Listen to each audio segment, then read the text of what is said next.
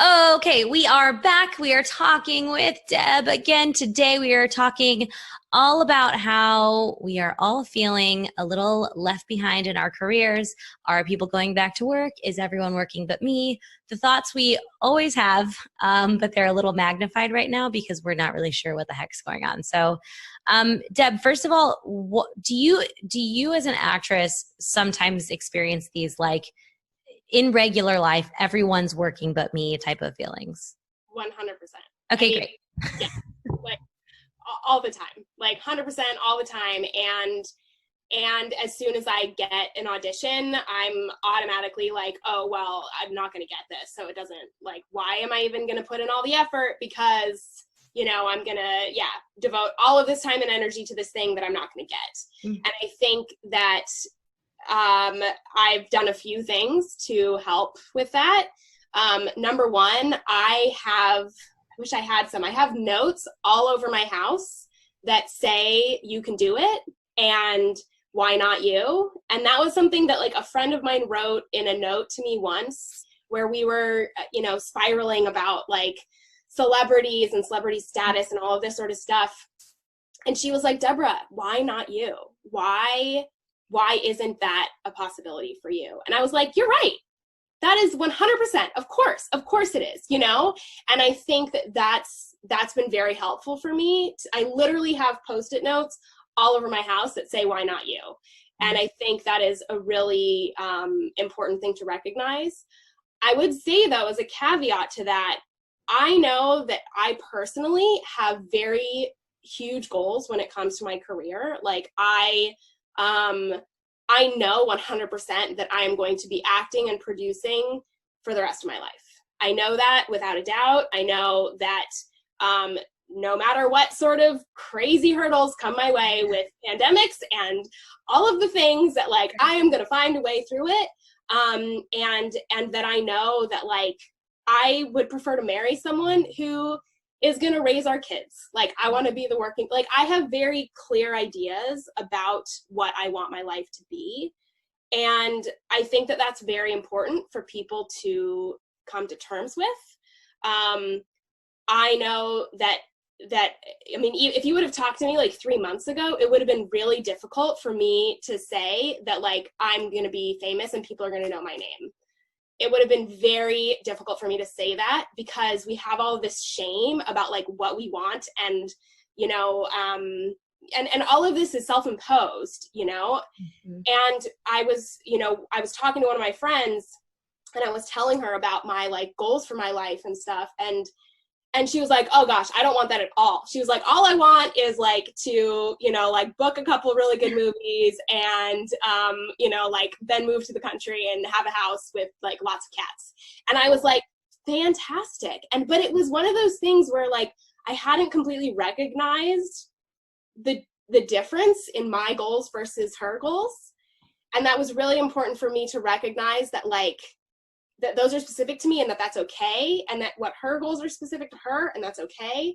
And I think that that's one thing that's really important, again, for people to recognize during this time. And when I moved back from Australia, because I lived and worked in Australia for 6 years. And when I came back, I wrote an article for Ms. and the Biz about controlling the crazy. And I feel like I should put a sign that says control the crazy, like right here. Right? Yeah. But what that article was about was the fact that, so I had actually listened to an interview with Alexandra Boyland before, who She's also been on the podcast. She's also been on the podcast. She's one of Helena Santos' best friends, and I know her really well as well. And she talked about, I mean, either on your podcast or on another podcast, about how she had slept in her car before, at one point during living in LA. And I know without a doubt that there is no way in hell I could do that personally. I know that about myself. Mm-hmm. I certainly wouldn't say that I was, grew up like destitute, but my mom was like working mom, like single mom, busted her ass. And yet we, and I busted my ass through college. Like I really have always put so much attention on making sure my finances were okay, because for me, I never want to feel like I don't know where my next meal is coming from, because I have felt that before and it's not fun. And I know that I can never be in a good mental space, in a good creative space, if I'm feeling like that. So for me, my controlling the crazy was making sure that I set myself up financially, that I was then going to be okay in this acting career. And I think that unfortunately, this, so many people are in difficult times right now. And I think that it's very important to recognize the fact that if you're feeling so incredibly stressed about your finances or where things are going to be coming from, number one, I think that there's some incredible resources out there. I know that you, Sam, just wrote an article about it. I would also recommend reading the book, I Will Teach You to Be Rich, which is not actually about being rich. It's about the importance of saving money, paying off credit card debt. Like it's just like a really great 6-week like roadmap for how to get yourself out of debt and how to propel yourself to have some sort of economic stability. And of course, right now, it's even more incredibly hard for us to think about that. But I do think that the one thing that we can do right now is recognize, like, if I am crippled financially and I got an audition, would I be so stressed about my finances that I couldn't put my time into my audition? Or would I be able to switch that part of my brain off and focus on my creative self? I think that that's a really important thing to recognize about yourself and understand that might be something that you need to focus on. And that might mean that you need to move back home for a little while. It might mean that you need to give up your apartment and move in with other people. I think that the really horrible thing about this is the fact that we are all experiencing trauma, and this trauma is exacerbated by the fact that we don't know, where next checks are coming from and stuff. And I think that unfortunately we need to be realistic with ourselves and say, like, what is the thing that is going to keep me from achieving success? And if that thing is that, like, I need to get some sort of financial security, then focus on that. And it's totally okay that you focus on that, because that's also part of your creative process. Like, again, this is show business. It's all about being part of a business. And I was in Australia because after my undergrad degree in theater, I moved to Australia to get my master's in film production.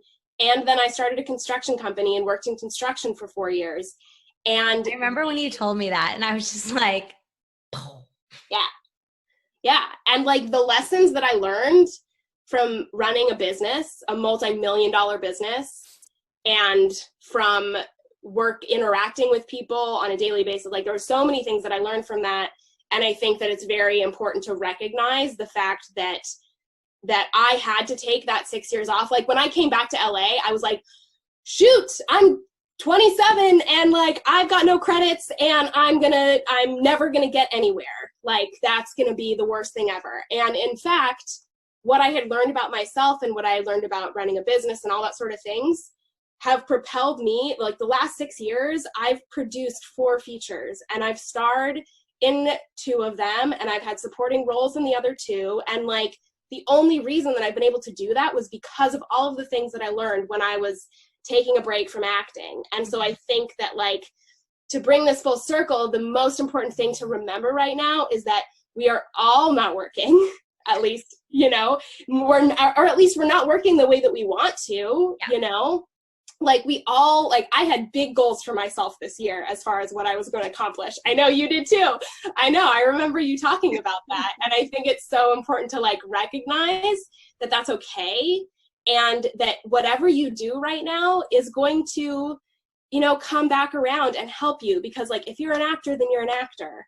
And like, if that's who you are, then that's who you are. And it doesn't matter if you like go and run a construction company for 4 years, you're going to come back and be an actor because that's innately like your core. And on the flip side, if you decide that you actually loved working in construction and that was the thing that you wanted to do for the rest of your life, awesome. Like incredible. Like, that's also very valid and very important. It's just like, again, self-awareness, recognizing that about yourself, and just understanding that we're all in this together. I mean, I think the basic idea that if you're an actor and you're going to work again is something that, like, it feels like we should focus on that right now because of the time we're in, but I can't describe enough how much of a relief that idea is when you actually accept it, not just during a pandemic, but indefinitely. Because then when you don't get this role, when you don't, like, there was like a 3-year stretch where I didn't go to a single set. I didn't book a commercial. I didn't book a TV show. I didn't book a movie.